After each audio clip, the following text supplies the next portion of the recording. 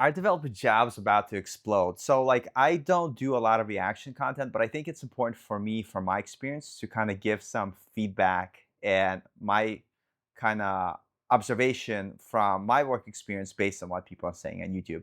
Obviously, I'm also on YouTube and a YouTuber, so you could take everything that I say as a grain of salt, but I did transition careers late in my 30s from running a martial arts school and teaching Brazilian Jiu-Jitsu. I switched to being a developer and eventually progressed through my career. And I've been in this industry for 5 years now. And so I want to kind of take a look at this video and give you my thoughts around it and tell you if I agree our software developer jobs about to explode and what does that mean. All right, so everyone's been telling you that AI is going to kill software development jobs, but I think they've got it wrong. And I'm throwing my bet in with the trends that I'm seeing. So just this week, Okta CEO called the idea that we need fewer developers in the future laughable. And he's not alone. Now, I know we've seen over a rough couple of years, but this is more because of weirdness in the markets. But over the next 5 years, I think we're going to see an explosion in software development jobs. And so he expects that the opportunities are going to increase and that the market is going to improve. I still want to see what he says, but from my observation is that when people think about tech industry and tech field, they think about software engineering in particular, like I code and this is my job. But here's the thing, the tech industry has many other software adjacent fields. For instance, you could be a software engineer, you could be solution engineer, you could be a QA engineer, you could be DevOps engineer, you could be a cloud engineer, you could do developer advocacy, you could be a product advocate. All those things that I mentioned require you to know how to code and explain the code that you write. But it's not just software engineering. So as the industry shifts, I personally think that if you want to get into tech, the jobs are going to be available, but they might not be just a software engineer role. And in my opinion, if you're looking to get hired as a software engineer, I think the value proposition of what you do as a software engineer is going to shift. But let's see what he says. Okta CEO says that it's laughable and that AI won't replace software engineering despite other tech leaders' predictions. So Okta CEO Todd McKinnon is confident there will be more working software engineers working in 5 years than there are now. And other tech leaders who predict AI will lead to fewer software engineers, McKinnon thinks that tech will lead to more employment instead. He disputed the idea that demand for software engineers will wane as AI coding capabilities grow. He said the more software engineers were needed in every era of advancement in technology industry, from the rise of PC to the growth of mobile phones. And while AI can tackle the grunt work, engineers will level up to designing systems and handling more complex problems. So one of the things that stood out for me right away is the fact that the way he said engineers will level up. And I think that is the key term to kind of keep up and kind of think about. So the idea is, yes, jobs may increase and opportunities increase, but what the barrier to entry for a software engineer is in a traditional sense is also going to increase. So if you're doing basic tasks that could be replaced by AI, you're not going to get hired in that traditional sense. And that's where the key part was, software engineers will have to level up. So the idea is you have to develop more higher level skills. And in my opinion, it's not just deepening your knowledge of computer science. I think that's important, and we could have a debate like how much of it you need to know. But the things that I really feel that you will need to continue to improve on, number one is problem solving, where you understand a business need, you understand what they're trying to achieve, and you're able to design a plan of how they're able to get there. And this is not an easy task to do. So you need to have problem solving skills, but more importantly, you need to think more of, instead of being the physical coder that just codes the code that does something, you have to think of like a architect of the system, becoming a software architect, thinking about software architecture, understanding how different system works, how they fit in the deployment process going to production. So instead of just coding the app, something that could be helped by using AI, you will be forced to spend more time on solving harder issues. And more importantly, you'll be expected to spend more time on hard tasks to solve. So if you're just a junior engineer that's trying to get into the industry, based on what he said, even though, yes, there'll be more jobs, they will be jobs that expect a lot more from you. So going into the future, what it meant to be a software engineer, let's say 5 years ago as a junior,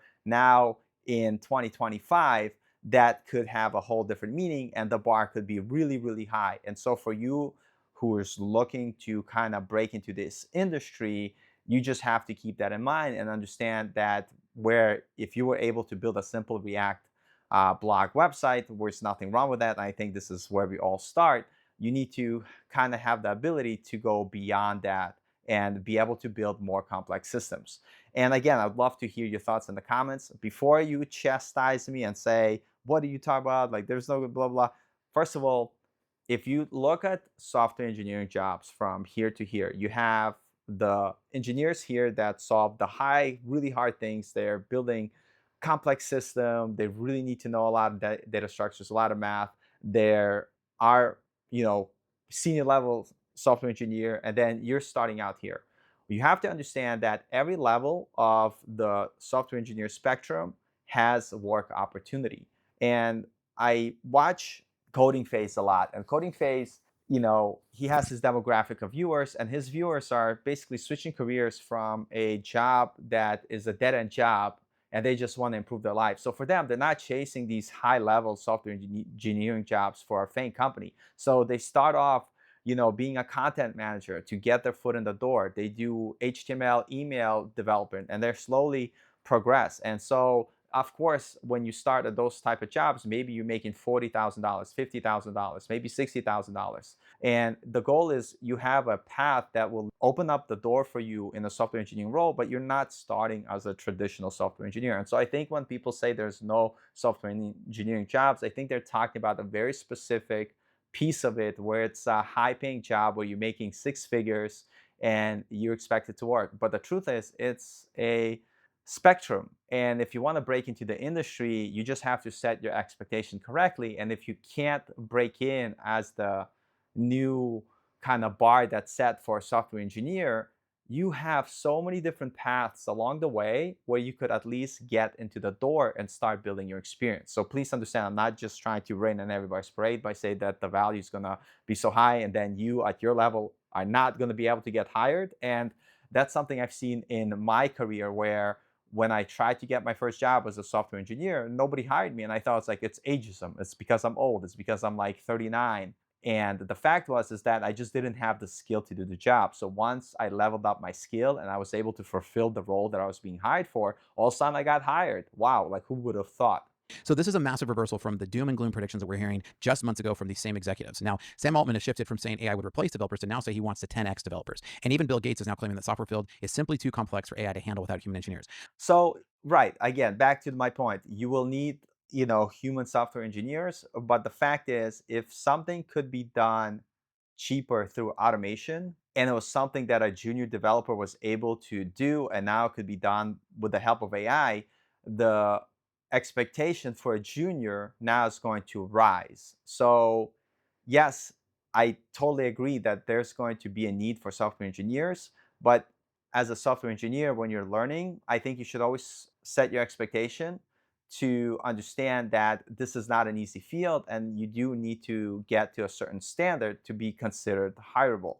And if you're not, there's definitely other things that I'll talk in other videos of how you could break into the industry in a non-traditional way, but this is just still something for you to keep in mind.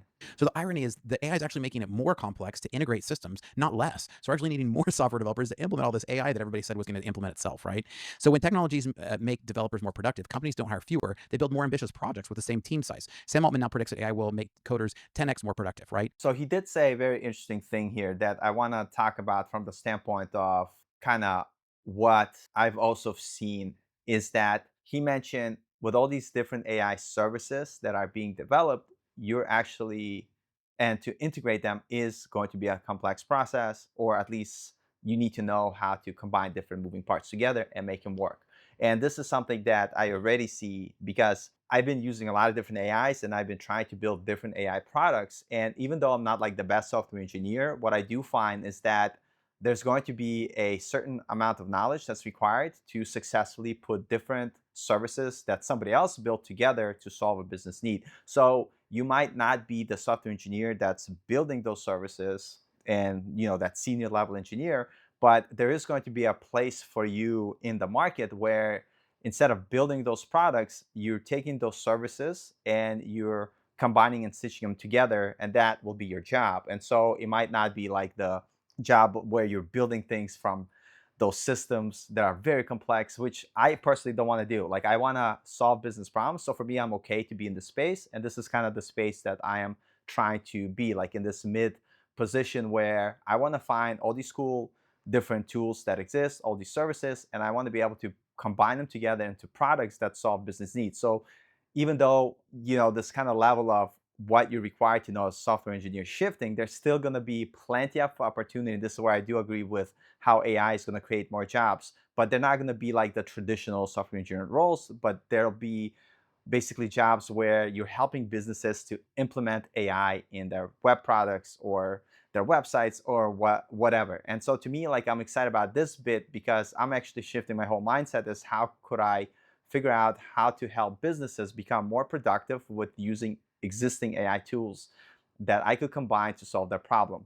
Notice how I didn't say make things from scratch. And so that's what I'm saying. The whole software engineering job, like where you have that ideal software engineer that works for Fang, that does all the algorithms, solves complex problems, needs like a PhD in computer science and data science and everything else. But then you have everything in between. And business people, of course, they need new people create new things, but they're also going to need people that are able to integrate things that exist and they'll pay money for it. So let me tell you a story. Like as a business owner or a company, no business owner, no company CEO wants to implement any of the things themselves because that's not where their value in time lies. And so they'll be more than happy to hire somebody to implement those things for them. So as a software engineer, you're going to have the opportunity to do those things. So despite the hype, AI coding tools aren't replacing developers partly because they have serious reliability issues when used without human oversight. So there's a hilarious example that went viral recently about a developer, Daniel Nugent, asked ChatGPT to create a simple list of numbers from 1 to 20, and it confidently skipped the number 14 without noticing. Now, even more telling, when pointed out that Yeah, and so the point here that the 100% agree. So even though AI is getting better, and I am kind of bullish on AI from the standpoint that I want to 10x my productivity as a developer and someone who wants to solve business problems to build cool things. In all my previous experience of using the AI tools that I have used, 100% you need human oversight. If you let it kind of do its thing on its own, it's going to eventually break, and you're actually going to spend a lot of wasted time trying to debug something that you probably could have done from scratch. So I think AI has its place in your programming kind of stack, but at the end of the day, you as a human engineer have to be able to understand what the AI is doing and be able to fix all the mistakes. So I think like the skill of debugging and being able to quickly figure out how to solve issues is going to continue to stay important as it has been. With the AI tools getting better, I still think that your goal as a software engineer is to continue to level up, to focus and spending your time on complex things. So for me, the way I've been trying to do things is use AI to learn as rapidly as I can, prototype, and do the boring things that, let's say, are very easy for AI to do, so I could free up my time and focus more on harder tasks and more complex problems. And if I don't know how to solve that thing, don't just rely on AI to help you solve it, because sometimes it won't, but rely on continuing your self education, understanding programming and system architecture on a deeper level, so you could continue to level up your skill to be able to focus on the harder problems to solve. now, the most valuable skills in software development have never been about typing code, and that's one of the fundamental things that they're getting that this hype hearing about is getting wrong. They're about understanding problems and designing solutions. Companies are discovering that even if AI can generate lines of code, it can't replace the critical thinking needed to determine what should be built in the first place. AI tools excel at generating boilerplate and repetitive patterns, but they struggle with higher level architecture and design decisions. So this creates a perfect partnership where AI handles mundane aspects while developers focus on creative strategic elements. The most important value that going to come from developers now is not so much doing the mundane tasks that could be automated by AI. And if you're thinking as a junior developer and you're not trying to level up your skills to improve your critical thinking, understand system design, what does it mean when you build something that needs to be deployed to hundreds, thousands, or million users, and kind of trying to level up that knowledge of how to build holistic products that where you take into account not just the little code that you wrote, but also how is it going to be implemented, deployed, what does that mean, what issues can you run into. And so for me as a software engineer who started out back in the day where just learning React was enough to get hired, now I'm at a point where no, just learning React is not enough, because you do have to understand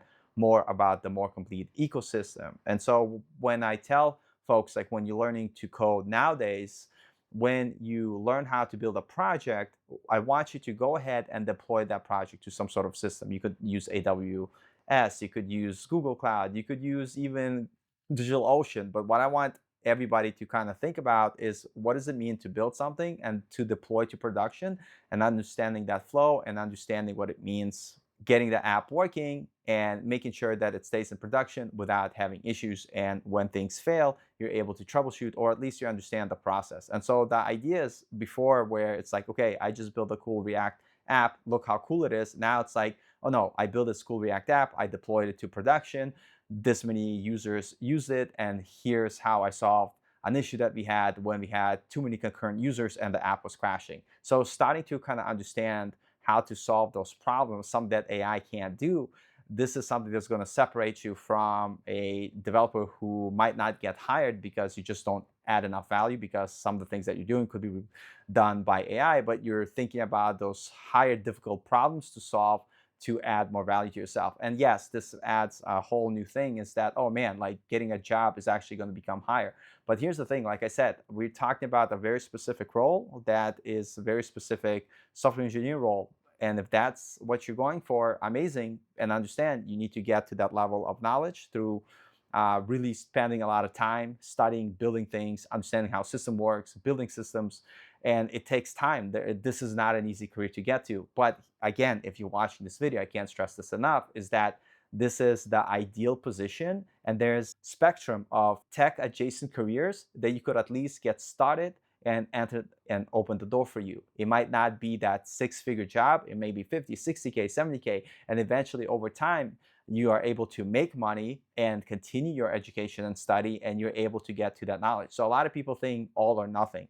Think of like, there's this amazing opportunity in tech, and if I keep doing the things that I do and continue on my education, I'm going to get there. I can't even get a job at Google, to be honest. Like if I apply to Google right now, they're not going to hire me, but I'm still able to get hired in other tech sectors based on my experience. So every major technological advance in history has created more jobs than it eliminated. It's a fundamental pattern of innovation. When the PC revolution happened, pessimists predicted massive job loss, but instead we saw an explosion of new job category. The same happened with the internet, mobile devices, and cloud computing. Each wave created more tech jobs than before. McKinnon points out that tools like compilers and debugging tools didn't reduce developer jobs. They multiplied them by making software development more accessible. The company that I work at and other companies that I see, they're really striving to create tooling that allows non-developers to build cool products and things without having that technical understanding. So what this means to me is that if you're a developer, you're literally building products that allow non-developers to build things that normally would have been done by the developer. And so to me, what that means, you're adding more competition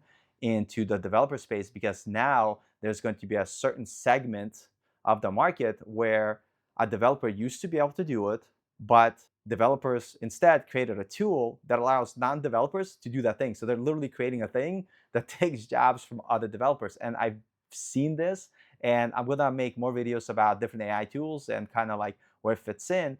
And I'm excited from the perspective as an entrepreneur. Wow, I could get started with my business idea much quicker without needing that many engineers. But also to the point of saying, are there going to be more jobs? It's like, wait a second. Right now, the market is shifting where there's engineers that are building tools that are going to help non-technical people to do the things where engineers used to do. So if you're an engineer and you're like building websites versus you're an engineer that's building tools to allow non-technical people to build websites, what do you think the higher value of skill and value is? It's here, building the tools, because that way you're basically building tools for others to use to get stuff done. But if you're just building basic websites, now as a developer, if that's all you know, any person who's non-technical could use those tools built by others to do the same thing you did. And this is something that I've been doing. Like, so I've been kind of combining some of these local tools to help me get started quickly, and then spending more of my time thinking about like the product development, like what are the complex issues that I'm trying to solve, but I'm not building everything from scratch. And so I'm using these AI tools. So if you're an engineer trying to get into this industry, please note that like they're literally developers actively building tools. They're going to compete with you when you're on that lower level as an engineer. And before we get too crazy out of the way, there's nothing wrong with that, because here's the thing: I used to build WordPress websites from scratch and building templates, and I worked as a software engineer where I understood the code. I would build the PHP template. I would, help the customer set it up. But then I had a friend who basically was not a software engineer. All he did was basically set up WordPress sites for people using templates similar to templates that I built, and set up projects for them. So I think like no matter where you're on the spectrum, you're still gonna have a job. It might not be software engineering, it might be like an implementation role where you're implementing the tools that somebody built to their no code or low code to build products for people and charging them good money for it. And so this is what I'm saying, like, is it really like software engineer jobs exploding, or are they kind of transitioning to where you're going to have people that build the tools and people that implement the tools? And so I think there's going to be jobs, but they're not going to be, in that sense, the traditional software engineer roles. If you're just starting out, you're competing with the tools that have been built by other engineers that are going to do the things that you know how to do as a beginner programmer. And so, like, it's like, do I hire a beginner programmer, or do I hire someone who really knows how to use these local tools to build that same thing? And that's kind of an interesting question. So that still comes back to the point, is that if you're looking to get into software engineering as a role, your main goal should be, how do you continue to develop higher level skills that add more value that are not able to be automated by AI. Now, despite some of the tech layoffs, the underlying trajectory for software development jobs remain strongly positive across industries. The Bureau of Labor Statistics still projects software developer jobs to grow much faster than average over the next decade. What we're seeing isn't a reduction in developer demand, it's a shift in where those jobs are appearing. So I'm sure everybody's seen the Indeed chart that shows the drop off from software development jobs. What it's not showing is the increase in AI engineering jobs. And so there's just a shift in some of these software development jobs and some of the titles. So this diffusion of software jobs across the entire economy creates tremendous opportunity for developers. So another thing, I like how he like glassed over it like so quickly, and I thought that was kind of an interesting point. He said, "Oh, like the labor statistics is changing. It's not like that. The job market kid for developers is about to go." And then he described AI engineers, and so to me, like AI engineers, data science, like that's not a software engineer role. That's a different role in the same industry and requires different skill set. And for AI engineering and for data science roles that obviously are growing, if you're like, you definitely need that higher education. You need a computer science degree specializing in AI or data science. Again, it's going to be a question of, do you have the skill or the qualification to be able to get those jobs? And so, like, for those jobs that he just mentioned, like, they require a higher level of education. They require a lot more experience, a lot more work. So basically, entry level junior developer from the traditional sense are going to be disappearing and shifting. The landscape of what a software engineer, in my mind, is shifting. And for us, if you're looking to get into tech, you just kind of have to be kind of mindful of that, to understand that we're in the world where tech is improving and moving so quickly, and things are changing. And so one of the things that I'm focusing, because I'm never going to be a data scientist, I'm never going to be smart enough to do things, but what I've seen with all these AI tools, and there's this idea of privacy concerns and also automation to allow companies to use those tools effectively but securely. And when that comes an issue, it's not just like, let me slap something with ChatGPT or OpenAI models and like whatever. But it becomes like this idea of like, how do you deploy AI powered applications where the user or the company has control of that data? And to me, that could be a niche where I could start from my experience as a software engineer and starting to learn about AI privacy. How do you deploy private AI systems that companies able to take advantage of? Like, one of the coolest things that I've seen is that just like you have DevOps and cloud, like now you have like the subsections of how to deploy AI powered applications on the cloud, and how do you do it securely, where or how do you do it on prem, and what does that mean? And so I think like with this shift, even though we're talking about software engineering kind of in a traditional sense, like you could see there's certain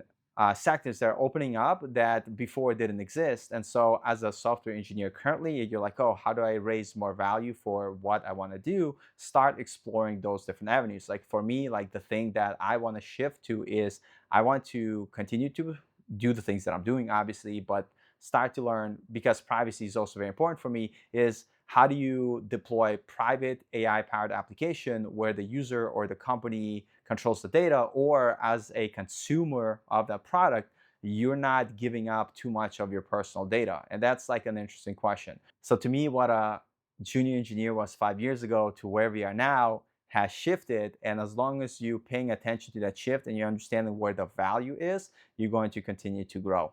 So the most valuable developers are increasingly those who can design coherent systems that work reliably across multiple boundaries and contexts. So there's never a better time to enter software development than today, despite the pessimistic headlines and temporary hiring slowdowns. Those hiring slowdowns are still from the glut of the free money that came in during COVID.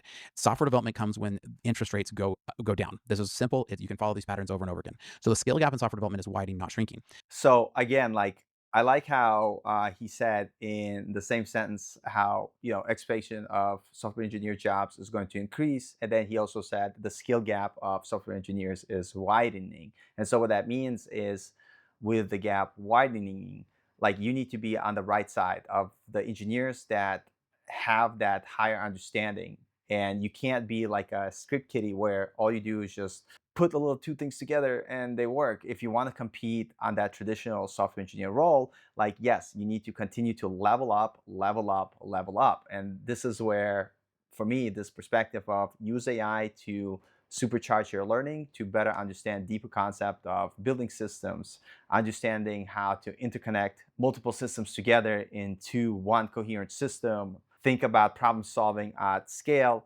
all the things that he mentioned. But that knowledge comes from experience, and it's hard, and you need to study for a long time to get there. And so the way he describing, oh yes, there's going to be plenty of software engineering jobs, like what he's not saying specifically here is that they're going to be available for people that have that skill of architecting complex systems from the standpoint not just writing the code, but how the deployment works. How do they function when they're interconnected? What happens when something breaks? How do you handle that use case? And all those things are very difficult. And so, from this perspective of saying, oh, there's going to be all these jobs, like, yeah, but they're going to be jobs that expect way more from you as a software engineer. Again, as that gap widens, there's going to be this middle place where instead of building those complex systems, you just need to help businesses to take certain AI systems that exist or different products that have been created and implement them for those companies. So you might have very specific role where you help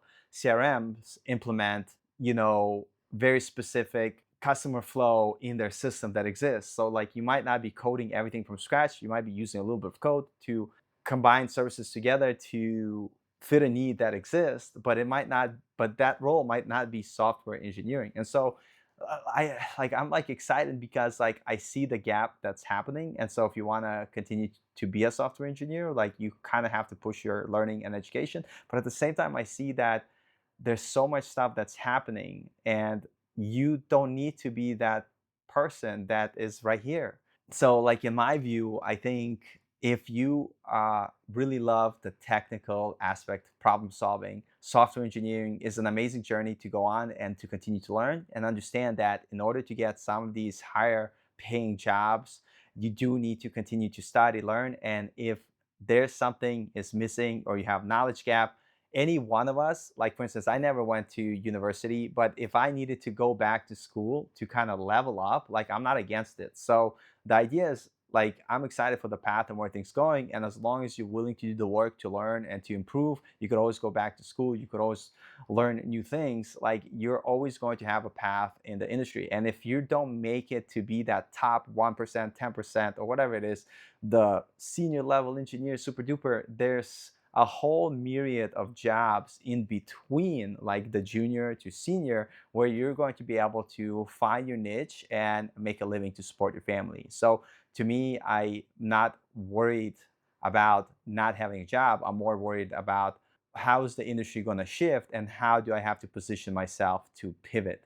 Last closing thought I was going to say, if you made it this far, goddamn, God bless you, is that if you're really interested and you love tech and this is something you're excited about, don't stop learning. There will always be a job for you. And I would almost argue that if people are afraid of AI replacing us, other tech sectors are way should be way more scared than software engineers, because as someone who's technically illiterate, regardless like where you are on your software engineering journey, you're going to be better off than any of the people that are not tech literate, because this means you're closer to the machine than normal people, so you're always going to have an edge. It's like I went to another country and I don't speak the language. And so I'm always at a disadvantage because I can't directly communicate with the people that I want to. So I might have to ask a translator, but how much could I trust that translator? But if I knew the language, all these different doors would be open to me and I would have more opportunities.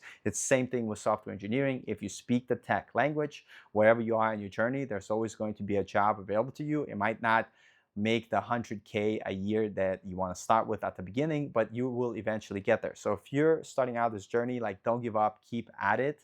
And if you like these React videos, I typically don't like doing them. I don't know why, but everybody on YouTube does them. Let me know if you want to see more of them, if you appreciate my opinion or not. But with that being said, thanks for watching, and I'll see you later.